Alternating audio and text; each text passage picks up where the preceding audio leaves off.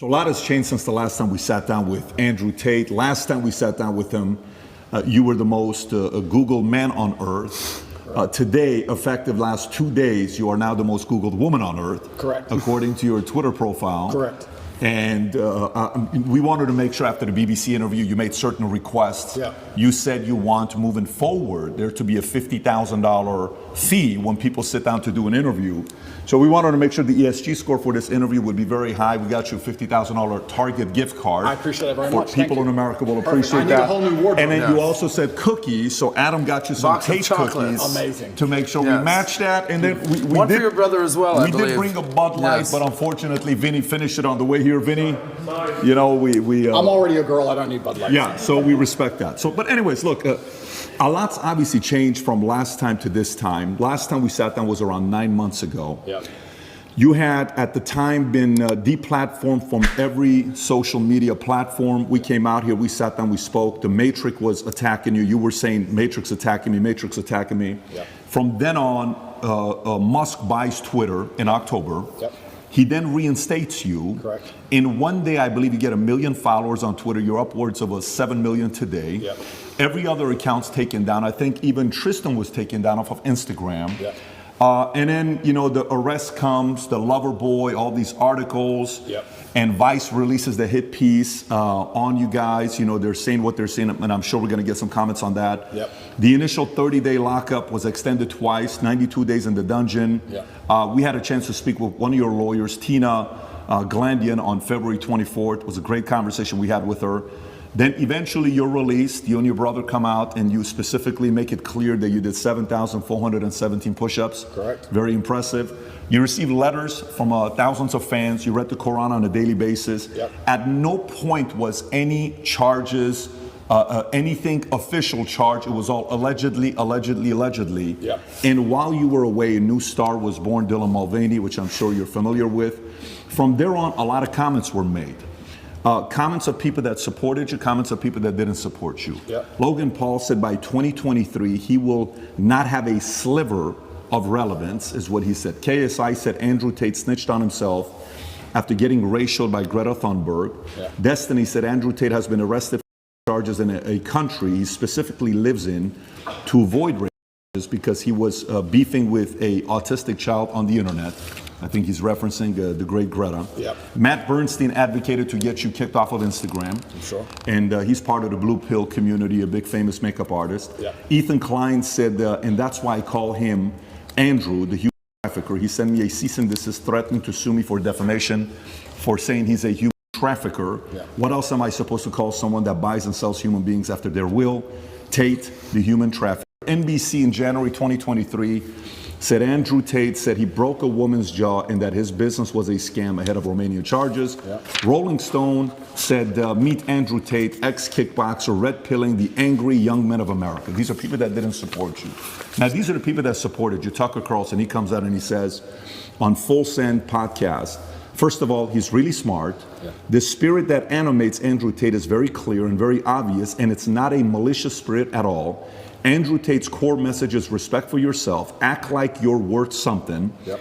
achieve something, do something, get off the couch, put down the porn, go do something with your life. That's the greatest message that anyone could give.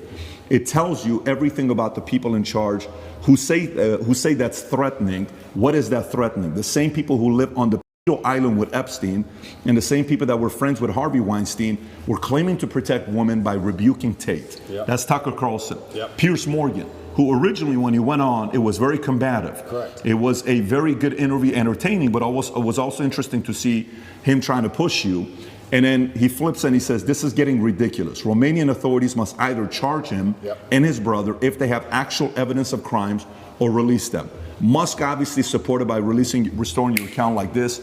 Jake Shields said people are freaking out about young boys looking up to Andrew Tate, but totally fine with young girls looking up to Cardi B and the Kardashians. And obviously, Aiden Ross, Red Pill community, Joe Rogan. I can go on and on and on about a lot of things that's being said. We watched the BBC interview, and we'll talk about BBC here in a minute because I have some questions on that as well.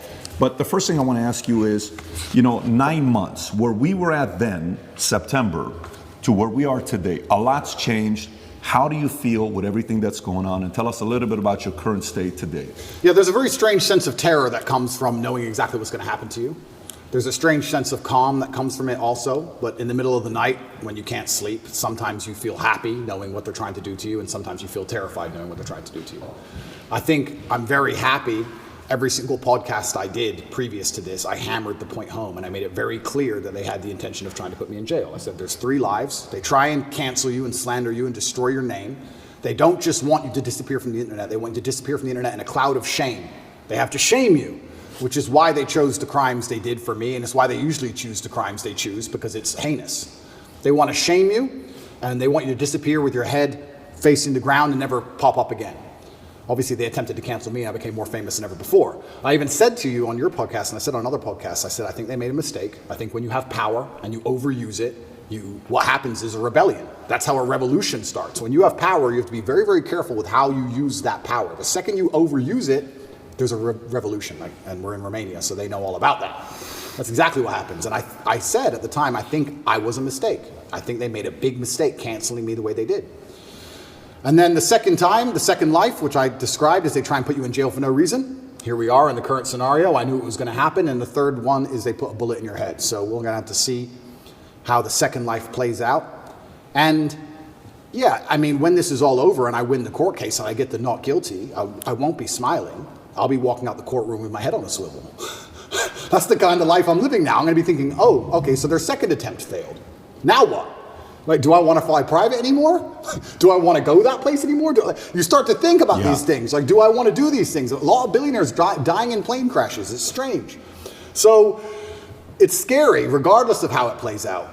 And I guess you just have to go with the punches and see where it lands. And God has a plan for me and for all of us, and we're just going to see how it ends up. Full disclosure, you don't have any suicidal thoughts. I want to make it very clear, and I make it clear on absolutely every single podcast, I would never kill myself. I don't care what they say. I don't care what video they show you. Never under any circumstance would I kill myself. It's haram. Never. I don't care if they put me back in the dungeon, solitary confinement by myself for the rest of my human years. I would never kill myself, ever, ever. So if that ever happens, God forbid, do not believe whatever garbage they tell you. The chance of me killing myself is precisely 0. And you had this complete level of certainty that this is exactly how it would play out. You've said this on umpteen podcasts that this is their agenda. They have to damage my influence. They have to damage my influence. They can't sit there and let me be influential because I'm saying things that they don't like me saying. And there are people sitting around going, he's saying things counter to our message and counter to our narrative. Get rid of him. And they have a pretty standardized playbook. And this is probably one of the first times in history where their playbook just isn't working. Cancel him. Well, he's still around. Oh, well, lie about him in the news. Just say he touches chicks. Well, no one believes it. Oh, all the comments are on his side. Everyone's calling us liars. Okay, then do it again. Then do it again. Make up a new girl. Then do it again. Find someone else. Yeah. And they keep attacking me with the same weapons, but the bullets are bouncing off. And that doesn't give me a sense of calm. That doesn't make me think, ha ha ha, I'm invincible. It makes me think, uh-oh. It makes me think, uh-oh, because human life is cheap at the top. It's very cheap. Does it make you want to sit on the sidelines and be quiet and just kind of live a life with your family, your kids? Does it make you want to do that? Maybe all these attention is actually not a good thing. It's interesting because sometimes I analyze myself and think, why don't I just do that? Why don't I just disappear? You know, I don't need money. I don't need fame. Why don't I just disappear? And then you have to, I was saying this to my brother, and he was like, well, Genghis Khan didn't need Vienna. Some people are just wired that way. Like, Vienna's a long way from Kathmandu. Sometimes that's just the way it is, or Ulaanbaatar, I apologize, the capital of Mongolia. That's just the way some people are. If I see injustice, and if I see things which I believe to be false, I feel like I am obligated to say the truth. I can't explain why, even if at my own detriment. What am I doing this for? Like, it's to the detriment of my life. And I've had these conversations at length with the people close to me, and we're all saying the same thing. It's always been the same way. Humanity's always been the same way. There's been a select, small, few good men up against evil, and evil always outnumbers you. Evil always has more money than you. They always have more power and more influence than you. If you play any video game, when you get to the end boss, he always has more life than you. He always has more hit points, but you're the good guy. And it's kind of like, it's never been any different. At any point in human history, there's been the good guys up against the forces of evil, whatever they were of the time, and you've always been outnumbered and you've always been supposed to lose. So you consider yourself the good guy in this situation? I think that truth is instilled by God in all of us, and I think if you tell the truth, you're a good person. So who do you think is the bad guy? You know, everyone uses they, them, they're after me. Who's they? Who's the bad guy? Well, instead of saying who, I will say, what I will start by saying is what they do. And what they do is they control information. And we now live in an information society, and by controlling information, they control how people think and act and react to things. That's all they have to do. They have to control information, and they have to be very selective with what they allow you to talk about and what they allow you to discuss and what they don't. And once they can do that, they can keep you bickering about garbage, and they can control the sensitive information, and then they run the world. So having all the information controlled and having this hard barrier on what can be discussed, that's how they can purport absolute fallacies. I think now it's been a couple years, we can probably talk about it. They psyoped the world into believing they should be afraid of the common cold. They psyoped the world into this. And if you think about how difficult that would be to do, how difficult would it be to psyop the entire population of Earth? Well, what you do is you just lie on repeat, and you don't allow anyone to say anything counter to it without hurting them the same way I've been hurt. And you just psyop them. It's actually amazing because now I use that exact same psyop on people. I love it. I love it. So when I sit with someone who's not matrix minded, when I sit with someone who is matrix minded, like when the BBC walked in here, I'm like, do you all have your vaccinations? Social distancing. Did you actually? 100%. Social distancing, please. And they look at me like I'm crazy. Well, how am I crazy? 2 years ago, you were telling me to do this. Now when I repeat your own worldview to you, I'm crazy. Well, if I'm crazy, guess what? You're a liar because you lied the whole time. So either you're a liar or I'm not. You know, how can I be nuts? Put your mask on.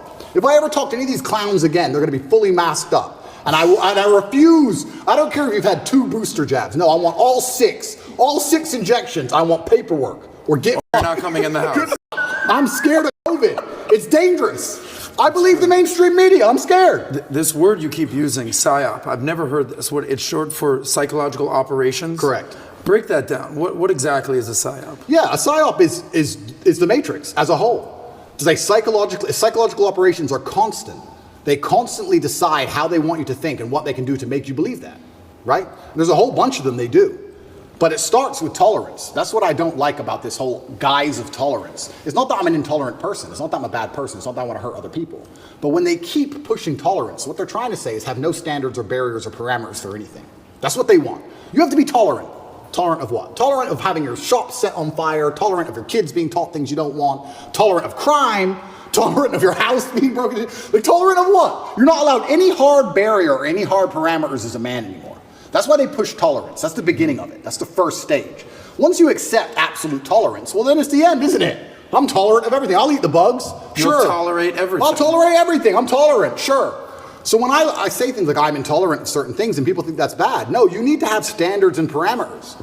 And that's one of the reasons they also attack me. I say that men should be allowed to have standards and parameters in a relationship and in their lives. We should be allowed to decide who we want to marry, and we should have standards for her. They have standards for us. We should allow ourselves to have standards for her. We should have standards in what we'll accept from a government and standards in what we'll accept from a police force. We should have standards as men. But they're trying to erode all of that, because once that's gone, then your brain is completely empty. And then once your brain's empty, they can just plug in the slave program, and then it's over, right? You're a tolerant person. You're a tolerant person. Good. You're a good slave. Slaves are exceptionally tolerant. So the shirt you wear is what? Escape the slave mind? Resist the slave mind. Resist the slave mind. What does that mean exactly? It's a better word, resist. Resist. Right? But I want to do this before we get into, because we got 5 hours, guys. We got plenty of time to get into a lot of different topics. So one, I do want to talk about BBC, the handling of the interview. I want to get your thoughts on it. I know there's been reactions, but I want to go a little bit deeper into it because I want to compare how your start with the interview with BBC started versus Philip Schofield versus Musk. I got all the first questions. We'll cover that. I want to talk about media. I want to talk about your evolution of your faith, atheist, Christian, Muslim, and then some of the things that's going on with politics right now. You know, maybe a little bit of Romania, you know, Trump. We'll cover what you're talking about with different things. It's funny you're saying monopoly on power. If you abuse it, now YouTube's turning around and saying, hey, you can talk about the election. We're no longer going to give the strike. So that doesn't work forever. First thing I want to talk about, I think the audience would like to know, for you and Tristan, 92 days in the dungeon, you know, you're in jail, your experience in there, we keep hearing about it, we read about it, but what was it like for you guys being in there? So I'll start by saying, and I have to make this clear, that the staff in the jail were exceptionally nice to me. they were very apologetic. The vibe was apologetic. Nobody was really treating me like a criminal. There were a few guys who were icy cold, I guess you could call them. They like to think of themselves as professional, but they were just inhuman. But over time, they warmed up, and I was exceptionally nice also to all the staff. Jail was terrible. I'm going to start by saying jail was terrible, and I was miserable inside of the jail cell. It's a good thing depression isn't real, because I would have been depressed. But I think in life that you get what you give, and I wanted to feel happier, so I tried my very best to make people happy. So when the old lady would bring me my food, I would sit and say, oh, this is the best food I've ever had. I've never had food this good. Did you cook this? I thought yesterday was the best, but you managed to surpass it again. How'd you do it? What's the magic ingredient? And I ended up making friends with them. Like I had grandmas in there, the old ladies cooking the food. And by trying to make people happy and smile all the time, I started to feel a lot happier. But it's kind of scary. And I think the scariest thing about jail was the uncertainty of it all. If they would have said to me, you're in jail for 92 days, or even 5 years, you got 5 years, cool, I do my time. But when you're nabbed and thrown in a cell without charge, you're like, well, how long, is this my life? Is this it now? Is this the end of the story? I'm just in this cell. And I was picked up on 29th of December. I went through this quick court case. Like I said, I'm inside of the jurisdiction of Romania, so I have to be very careful with what I say because the case is ongoing and we're in Romania and I can't leave Romania. But obviously Romanian court is in Romanian by law. So you're marched into this room, everyone speaks a language you don't understand for 15 minutes, and then you're marched off to jail. You're like, what even happened? What even happened to me? And they said, oh, here's the paper that explains it. I was like, that's in Romanian. And they said, oh, don't worry, you'll get a translation to English by law. I was like, okay, that's fine. But because I was picked up on the 29th of December and there was New Year's Eve and holidays, it was 2 weeks before I even knew why I was in jail. 2 solid weeks I'm in jail. No one told me in English why I'm in jail. I had no idea what the Can they do that? By law, you get it on the piece of paper in English, but it's translation, it's holiday, we need to find a translator, there's a delay. And you speak zero Romanian? Zero. So they said, oh yeah, human trafficking. What do you mean human trafficking? Who? When? What? What is this? Took 2 weeks before I finally got a piece of paper, and then I realized what garbage it truly was. I mean, I knew it was garbage, but I was like, this is complete garbage. Yeah. So, yeah, I have endless stories from jail. It was certainly... I don't think jail teaches you much new. What it does is confirm everything you already know. It confirms everything you know about the reality of the outside world, that you need to be physically strong so that you're not attacked by others, and mentally strong so you're not attacked by yourself. You learn who's on your side and who isn't. You learn who's a coward and who's not. You learn who's an opportunist and who isn't. Your circle, you certainly learn a lot about the people around you when you go to a jail cell, that's for sure. But I remember it was New Year's Eve. When I was first picked up on the 29th of December, I was very sure I'd be out in 24 hours. I was like, there's no way they're going to keep me. For what? Like, this doesn't make sense. So finally New Year's Eve rolls around, and I'm sitting in the jail cell by myself. And in Romanian jail, you don't leave the room. It's not like an American jail where there's a yard or anything. You're stuck in the room. It's 3x4, and that's your existence. You just stay in the room. Are you by yourself? 24 hours Tristan? a day. At the beginning, I was by myself. And you're stuck in this room, and I'm sitting there, it's New Year's Eve, and there's a very faint speaker, maybe way down the hallway. The guards must have been having a little party for New Year's Eve. And there's this awful song. It's called the Ketchup song. I don't know if you know what it is. I don't want to sing it, but it goes, hey, hey, of course. That super annoying song. And I'm sitting there, and I know it's New Year's Eve because the fireworks start going off. And I'm looking out my tiny window, and I can just hear in the very long distance from the end of the hallway, hey, hey. And I'm sitting there looking out the window like, this can't be it. This can't be the end of my life. Even the cockroaches all over the walls didn't celebrate. There was maybe 15 cockroaches on the walls, right? And when it struck 12 and the fireworks went off, I kind of like, well, who's my friends in here? The cockroaches. I looked at them, even they didn't move. I was like, well, that's New Year's. It's funny because before that, a couple days before that, me and Tristan were discussing, do we want to do New Year's in Dubai? Do we want to go Courchevel? Shall we go Miami? We're all arguing, oh, that will be boring. That's too far. We had all these grandeur plans. Oh, finally we decided to go to Dubai. We were in Czech Republic at the time, and we decided to go to Dubai, and I said, let's stop in Romania so I can repack a suitcase. So That's it. That's the only reason. That's the only reason. So jet left Prague, landed in Romania. My jet was still on the runway. Came here overnight to pack a suitcase, spent the night, spoke to Greta with the pizza box, and it's 5 a.m. they got me. before I flew back to Dubai. So that was my The infamous Greta pizza box situation. Greta pizza box. How much you think there's anything linked to Greta? Is there anything, because the timing of it? Yeah, I don't think she specifically said that. Of course. But there are certainly people within the Matrix machine that you can't attack without catching flack for. There's certainly protected people. It's absolutely and utterly a club, and you're either in the club or you're outside of the club. She's certainly in the club, right? So if you say certain things about certain people, or you get a beef with X amount of people, or you discredit a certain person, they're going to try very hard to teach you a lesson for doing that. And you can see very clearly who's in the club and who isn't by the Philip Schofield situation. This is a man who has boys and has with them, but he's in the club.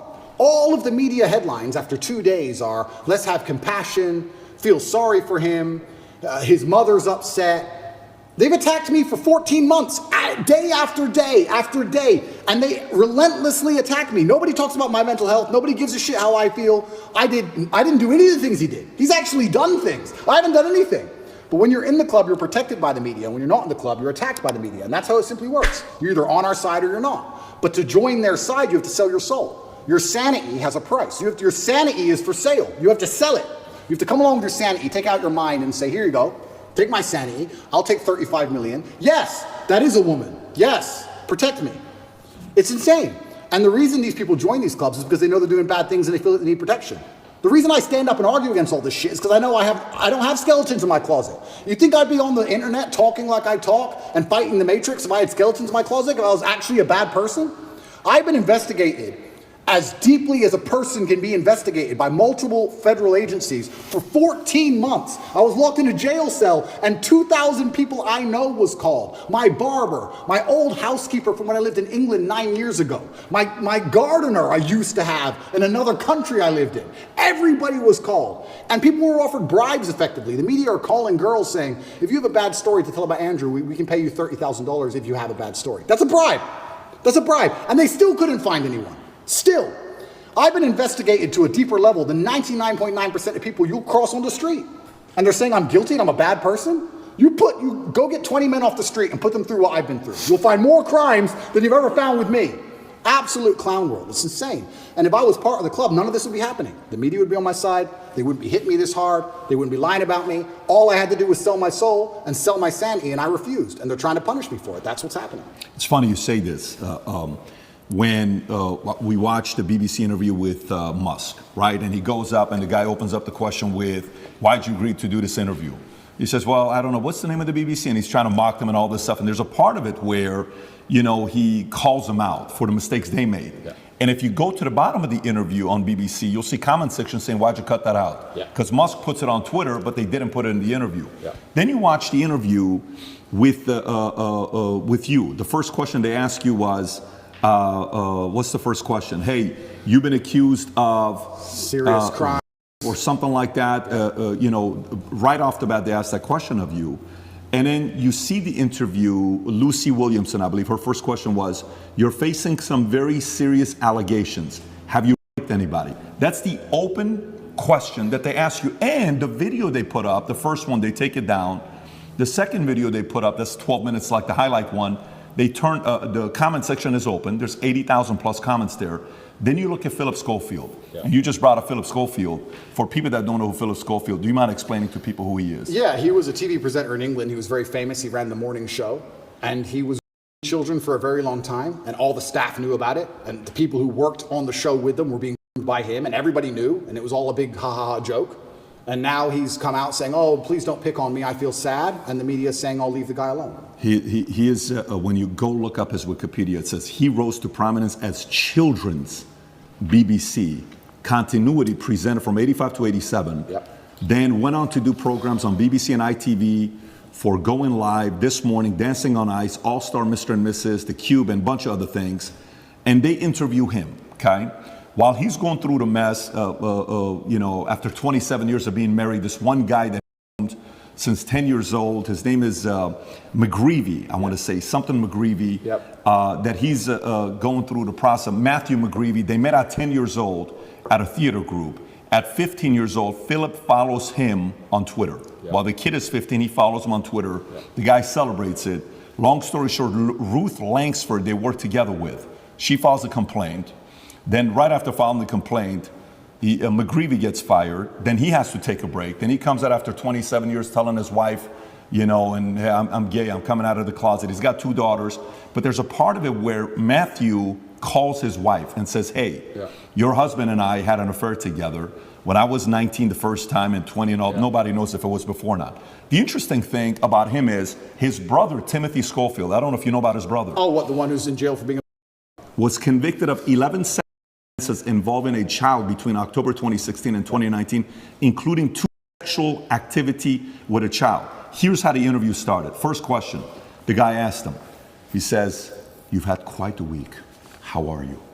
Opening question. Versus the question they ask you on the opening, right? And then he turns around and says, the media's interest in the affair was motivated partly because of homophobia, alleging that an affair with a much younger woman would have not generated such a scandal. So he gets protected. And he says, all those people who write those stuff, do they ever think that there's actually a person on the other end, right? This is proven. By the way, this is the part where even when somebody's watching you and saying, why are they taking him to court? Maybe he did something. Why are they taking Trump to court? Maybe he did something. Why are they taking this guy? He must have done something. There must have been something there, right? It's stuff like this BBC does. If BBC are watching this right now, I want to kind of remind you of your mission statement that you have on your website. We're going to put the link below to your mission statement. You can go find it. Here's what your mission statement is, BBC. This is why you've lost some credibility the last couple of years. To act in public interest, serving all audiences through the provision of impartial, keyword impartial, high quality and distinctive output and services which inform, educate, and entertain. You say you inform, educate, you entertain, yet you conceal, misinform, and your content's quite frankly boring. You're cherry picking on people that you're talking to. So a message like that gets the average person to say, everything with you is allegedly, everything he did is proven, his brother is proven, yet let's leave him alone. Poor guy, let's target him. This is where their argument has leaks in it. And somebody like you can tear it up. Absolutely. Philip is part of the club, and I'm not. And this is the thing. I'm a mentally resilient person, right? 14 months they've attacked me. I'm not going to sit and complain about that because that's not how I operate as a man. 14 months they've complained about me. If you type Romania, human trafficking, you type in any of these things, my name comes up, my face, I'm a bad person. I've lost all my bank accounts. I've lost all my social media accounts. I've been vilified all across the matrix in every single possible way. They print my face every single day with something negative next to it daily. Nobody gives a shit about my mental health, right? Because I'm the enemy. And what's scary about this is Lucy Williamson herself, she was begging me for an interview. The BBC were begging me for an interview. I don't need any of these people. The only reason I even sat down with the BBC is because they were begging me. I can go and just say my own words and get plenty of views, right? But the whole time I was in jail, they're begging me for an interview. Can we speak to him on the phone? Maybe you can give an interview from jail. Can we have an interview? Please, please, please, please. And I was saying, why do I want to talk to the BBC? And the BBC were saying, no, we don't want to do a hit piece. We want to come across, we want to be impartial. This is what they're telling me. This is what they're telling me. We want to be impartial. We believe there's a side of the story that hasn't been told. We're really interested in some of the, let's say, what's the word? I don't want to get this wrong. Inconsistencies in the Romanian justice system. We're very interested in his side of the story. There's been enough hit pieces. We want to tell the other side. We want to hear Andrew Tate's story. And I said no, on repeat. Then they sent me a list of questions. I didn't even ask for a list of questions. That's not who I am. I don't have to script. I never asked for a list of questions. They sent me a list of questions. Here's what we're going to ask. It's about his mental health. It's about the Romanian justice system. It's about the fact he hasn't been charged. His liberty's been deprived. All this stuff. And I thought, well, that's kind of interesting. Maybe it's a bit interesting. And the Matrix is obviously printing lies about me. And these are some interesting questions from the Matrix for the first time ever. Okay. They walk in here all smiles and happy, all smiley faces trying to take me off guard. I already had my list of questions, right? It's all going to be nice and easy. I sit down, and they instantly attack me. They put the cameras on first, and they attack me, expecting me to stutter and make a fool of myself. It's kind of like they tried to sucker punch me. I'm in the club, and they're my friends shaking my hand, and they tried to hit me and knock me out. And this is the thing that's so amazing about it. Yes, I destroyed the BBC. But of course I did, because I'm smarter than all of them. But why should I have to rely on my wit and intellect to destroy BBC with their research team and their plan? Their deliberate plan to try and annihilate not only my credibility, but my life. They are trying to put me back in jail, these people. They're not dishonest. They're genuinely evil. And they don't give a shit. And so why should I even sit there and entertain them? I believe I could slip every single sucker punch they throw at me for the rest of human time. I could sit with any of these clowns. And no matter who they sit with their research team, whatever garbage they come up with, I'll make a fool of all of them. But why am I even entertaining them anymore? What's the point? That was the last chance I gave mainstream media. They lied for months to get that interview with me. Completely dishonest, head to toe. And like you said, they sit with Philip. Are you okay? Are you okay? We heard your mom's upset, that poor old lady. Maybe everyone should stop talking about it because his mom's upset. Let's not talk about it anymore because his mother's old. You're either part of the club or you're not. You have to sell your sanity nowadays. If you sell your sanity, you're afforded protections. That's the reality of it, because if you're a sane thinking person, you don't buy their bullshit. And that's what upsets them. They don't want anybody who thinks for themselves. They need you to they want you to believe exactly what's on the television screen. Believe in COVID. It's COVID now. It's COVID now. Oh, Putin's invaded Ukraine. Putin's cured COVID now. Now it's Ukraine. It's insane. Till the next thing comes. It's absolutely asinine. Did any of the questions that they sent you ahead of time? Zero. By the way, we didn't. There was no. No, that's not how we operate. Asked us ahead of time whatsoever. Did they ask you any of the questions they Zero. said they were going to ask you? Zero. They start with an attack and it became a battle instantly. Did they ask you at any point what jail was like? Zero. What your mental health was like? Zero. How, like, you completely missed the mark when everyone wants to know what was jail like. Well, and they don't even ask you that question. But this is what's so interesting about it. These people are so detached from reality, because they are genuinely detached from reality. They think that finding a video I made 8 years ago, a 4-hour speech I made 8 years ago, and finding one line of it without context that can be misconstrued, they think that sitting down with me and saying that to me is an aha moment. Nobody cares. Because you're taking out of context, one, and I said you're taking things out of context. She goes, I'm not taking it out of context. I said, if you're presenting it without context, that's taking it out of context. That's what it is. You're lying by omission.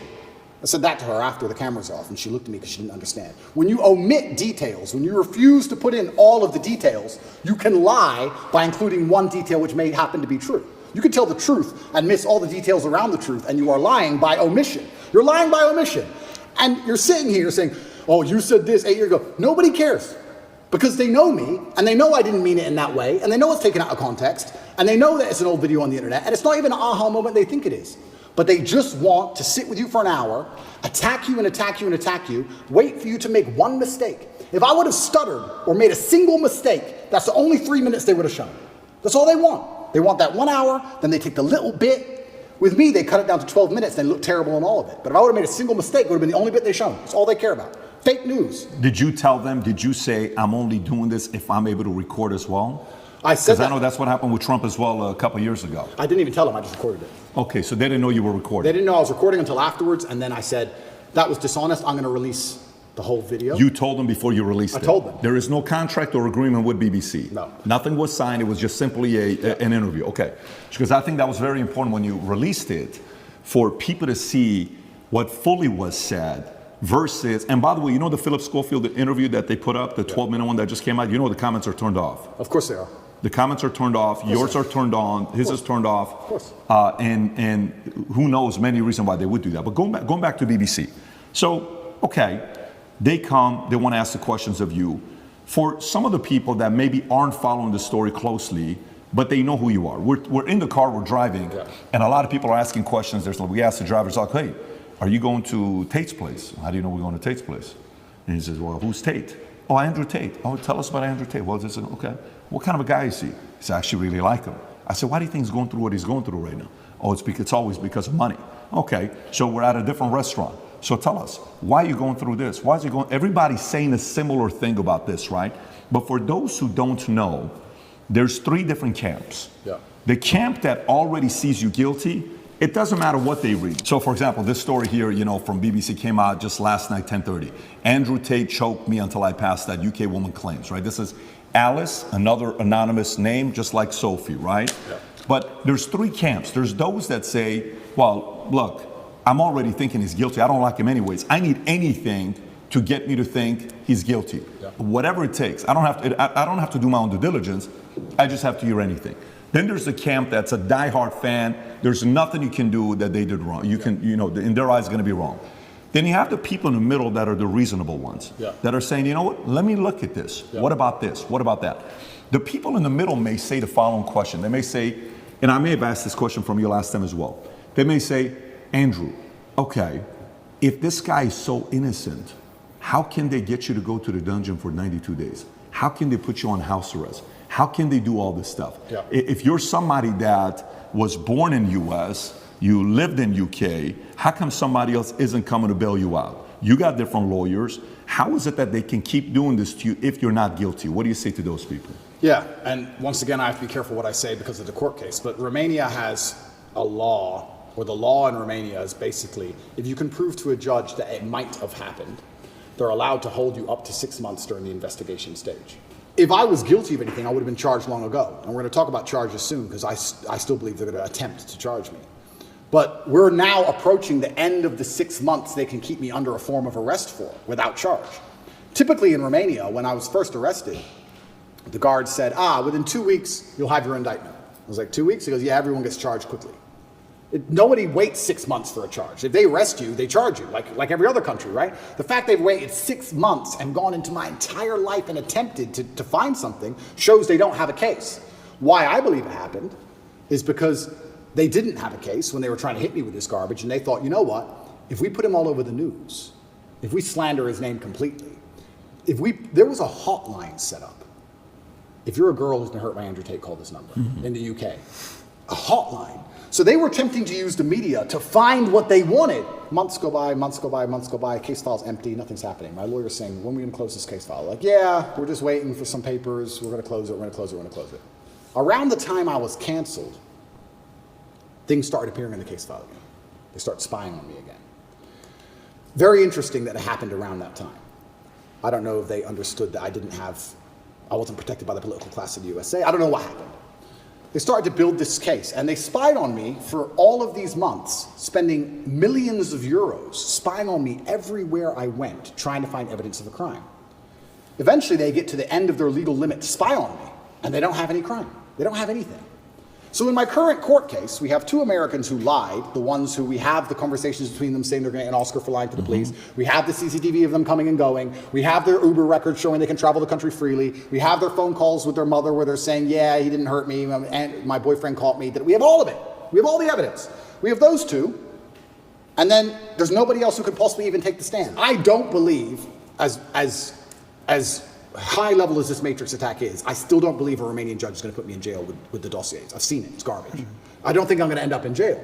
But it's just taking years of my life, damaging my influence, having bad things to say about me, keeping me under control, keeping me locked in a house. That's all they want to do. They have no interest in the truth. There's no victims. There's no one to take the stand. Do you know who Sophie is or Alice is or no? Yeah, so the BBC, Ali? That's really interesting. So then the BBC says, well, we found victims, because the BBC have done enough investigative journalism to understand that the case is garbage and there's no victims. So they said, well, we found victims.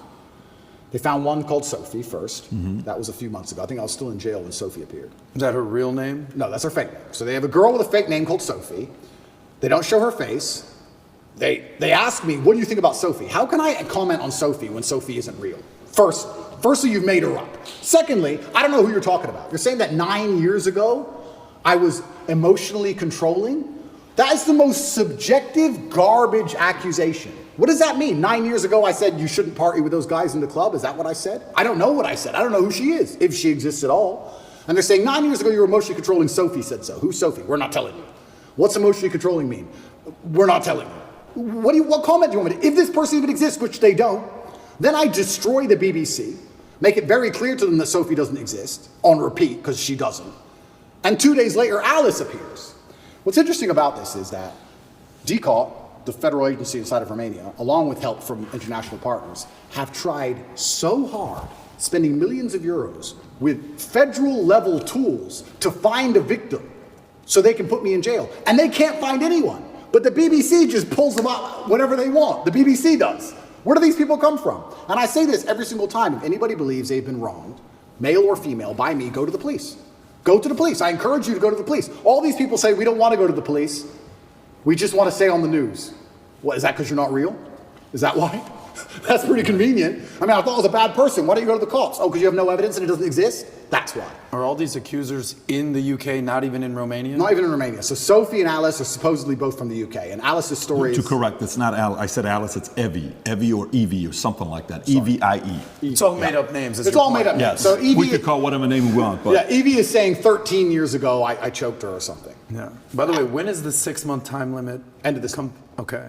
And can we reference the tweet you just posted a couple days ago? I want to stay on this. She was commenting on Evie. You were going to say something about Evie, what she said 10. So she's claiming 10 years ago or 13 years ago, you guys had the consensual sex the first time. She comes back for the second time around. According to the story, she says she was being, your hand was on her throat, strangled me. She was passed out for a minute. And then she came back and she said, I did not approve of the second time having sex after she was passed out. So these stories they're making, you know, and then she says, the guy asked a question saying, how come you didn't do any police report back then?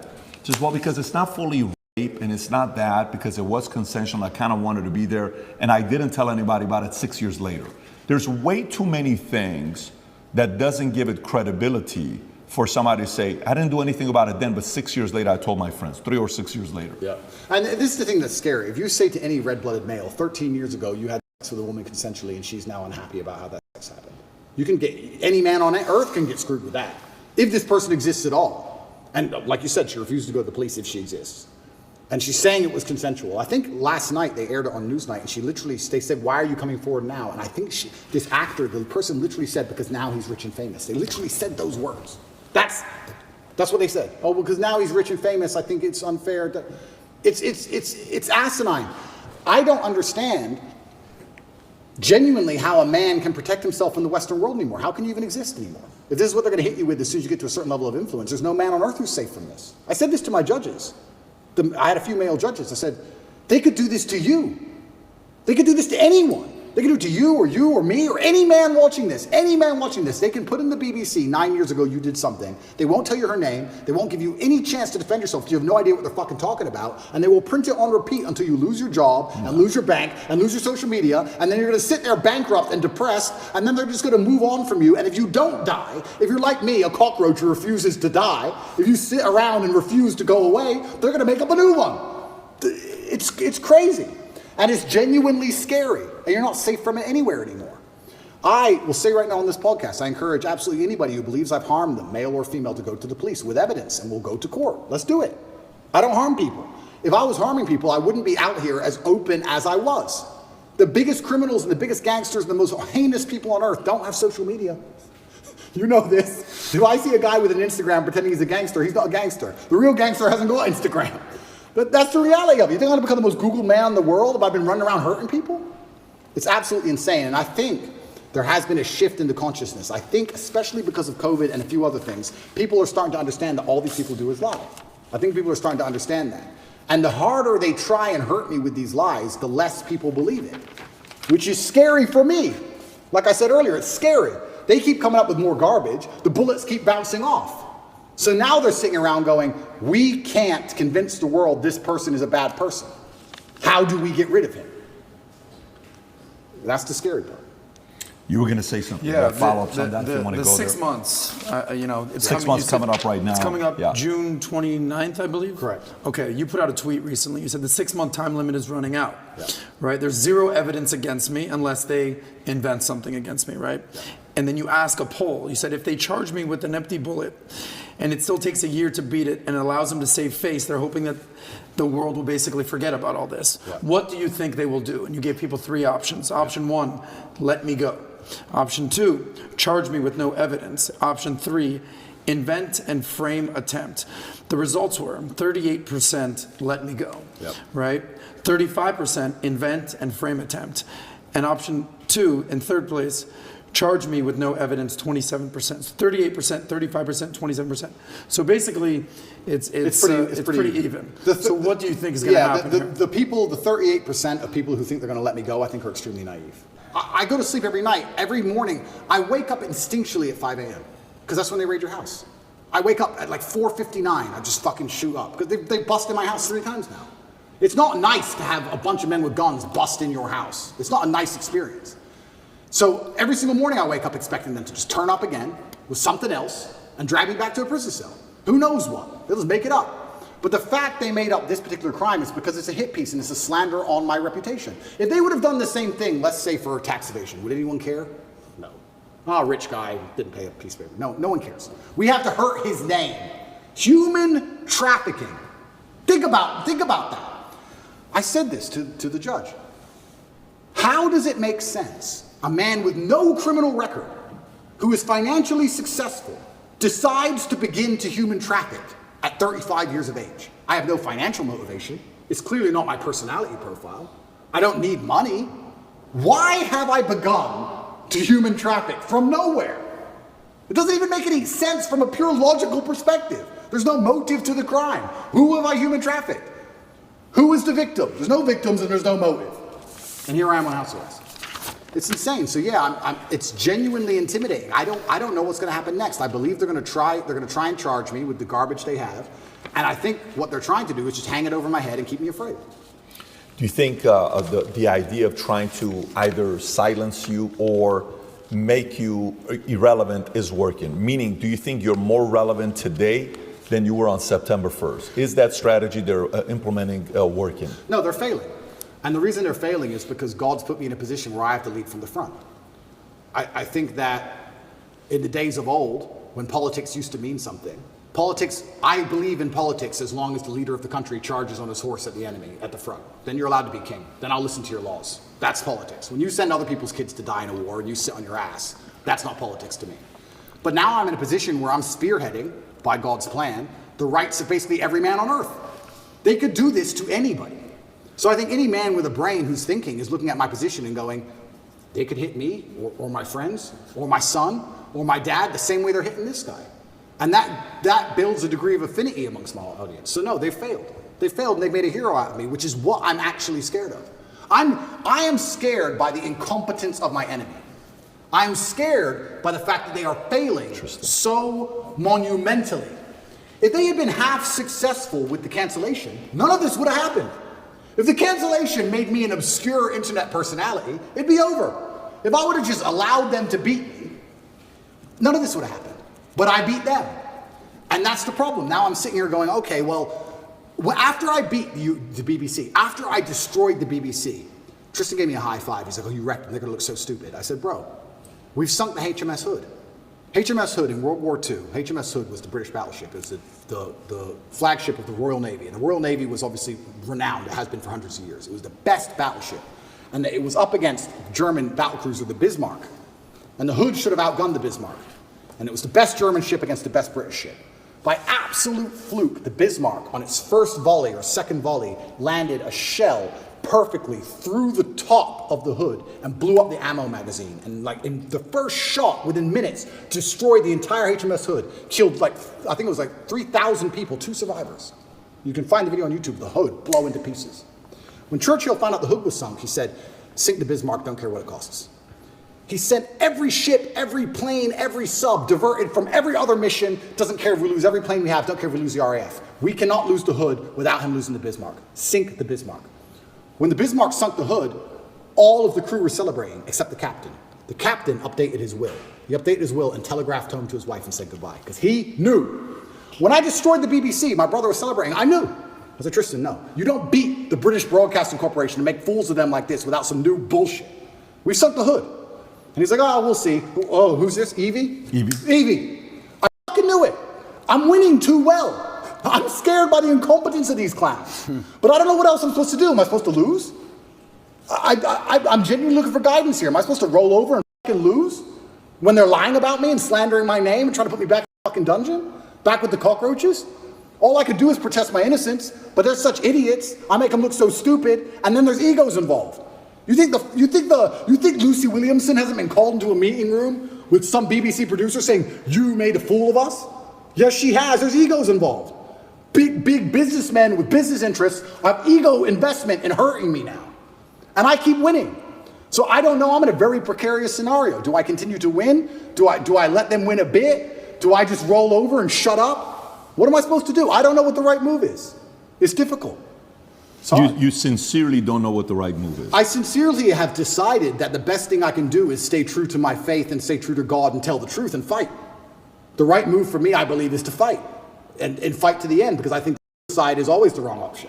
I believe if you're put in a bad position, the best thing you should possibly do is fight to the best of your ability, which is what I'm going to do. However, if I was looking at it purely logically without any kind of ideological motivations, perhaps if I would have shut up when they wanted me to, I wouldn't be in this scenario. But that's just not who I am. You know, Alexander the Great didn't have to keep conquering. Genghis Khan didn't need to take Vienna. He could have just chilled. He kept going. So I feel like when I'm in a position where I don't know what I'm supposed to do, the best thing I can do is just look to God and tell the truth. And that's what I'm doing. I want to ask you one more question regarding human trafficking, because this is a heinous charge, or Absolutely. allegedly. Absolutely. I mean, this is not lightweight stuff. You famously ran a webcam business. Correct. Perfectly legal. Yep. Nothing wrong with that. I mean, I can't tell you how many women are doing OnlyFans these days. Yep. Webcam business. Yep. How much of a reason was that a correlation for the human trafficking, sex trafficking, the webcam business? How much did they correlate that to? Well, he must be human trafficking. He's running a webcam business. There's no correlation. Zero correlation. So they haven't even charged any of the webcam business Zero. for any of this. Zero. And what's crazy is... It's crazy. His people assume that, right? It's crazy because one, it's not illegal. And two, you can go drive down the high street of Romania. There's webcam studios it's one of the most popular businesses in the country. It's not even illegal. And that was a past life. You're talking about something that happened 10 years ago. It was that long ago? It was about 10 years ago, yeah. It was at the very beginning of it. The very beginning of the whole idea of that industry. I think it's just perception. I understand I have this perception. And I think a lot of people who are also dislike me, a lot of the reason they dislike me so much is my perception. I've had people who say, I hate what you say. I say, what do I say? And after talking to them a while, they say, it's not what you say, it's how you say it. Of course. It's the perception of aggression. It's the perception of masculinity that they're afraid of. It's not even the words. They might like the words. It's my delivery. So I understand perception can be reality to a degree. I accepted that maybe the first month I was in jail. I understand when you have a message which is complicated, and masculinity as a whole is a very complicated tapestry, that the best way to instill it and teach it is to break it down to its core beliefs. So I've evolved way beyond Lamborghinis and chicks, right? But masculinity as a whole is a very complicated tapestry. You need to have the emotionality. You need to have the times you feel like crying and you don't. You need to have the times you can be aggressive. You need to have the times that you can be violent to protect your family. It's very complicated. And you can't teach that, especially to the young generation, in spite of the constant propaganda they have coming in their ears, very easily. So I break it down to a very core message. And the core message is that I have financial freedom, so it's hard to tell me what to do. And I have access because I'm respected by women, and I have a good network because I'm respected by men. I break it down to those core things, and those core things are what I build that's how you build the tapestry of masculinity, because if you don't have those three core things, you can never build the rest of it. That's the beginning of it. If you don't have those three things, it's hard to build the rest. So anybody who doesn't look into my message properly, I mean, I'm sure these people who are after me have never listened to me speak at length, ever. Ever. They just look at a picture. He's on a boat, there's 3 girls on the boat. There's no way those girls are happy with that, because my wife hates me, and there's 3 of them. So he has to go to jail, and that's what's happening. It's that baseline. I truly believe it's that baseline. But how else can I teach my message, as complicated as it is, without first breaking down and proving you have success in the most core levels of it, right? Before you learn to box, you jab and you cross. Before you do all the complicated stuff, you do the basic stuff.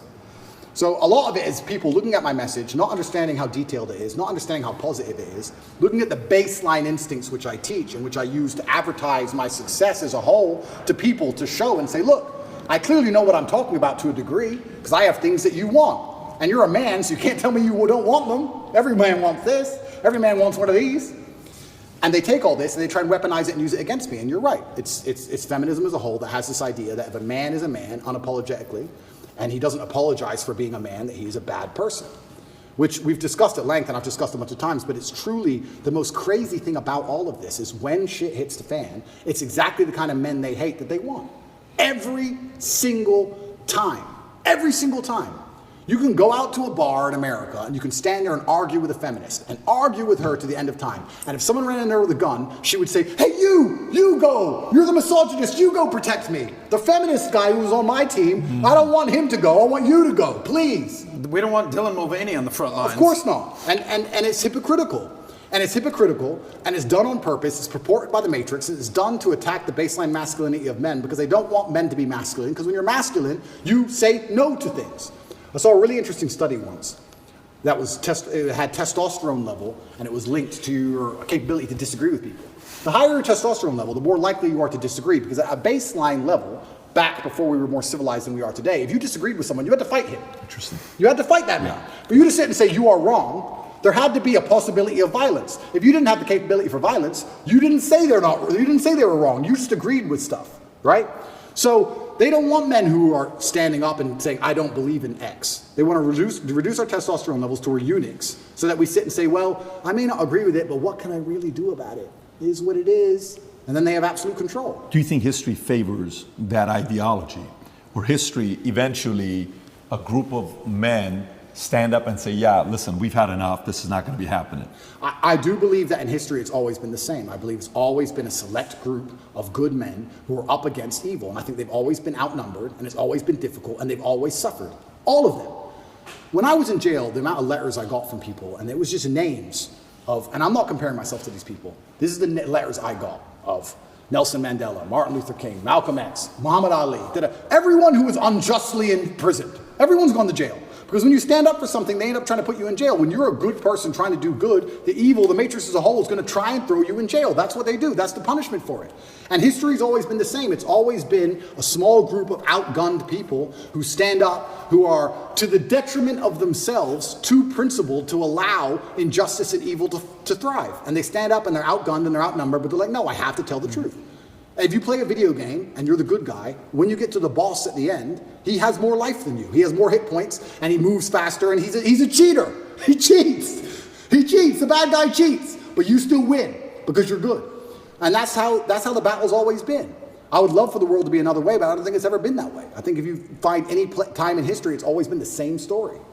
And now I'm in the position where, like I said earlier, what am I supposed to do? Do I have a life path in which I can genuinely help people? And do I have a life path in which I can genuinely do some damage to the evil to the world? Or am I just going to disappear like a coward and let them lie about me and do my time and shut up and delete my Twitter account and just go away? You know how sometimes, like, I've been in sales for quite a while.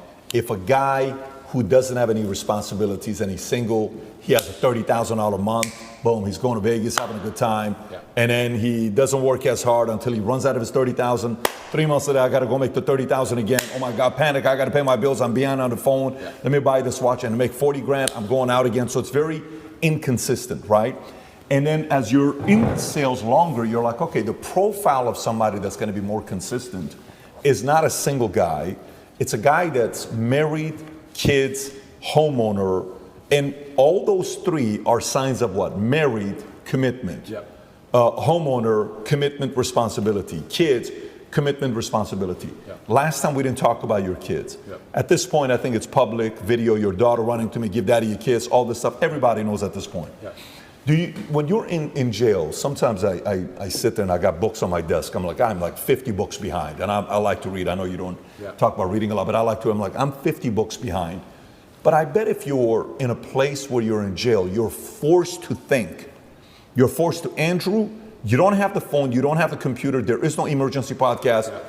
Go away and think. You're sitting there, you're like, okay, family, kids, you know, what it's really all about.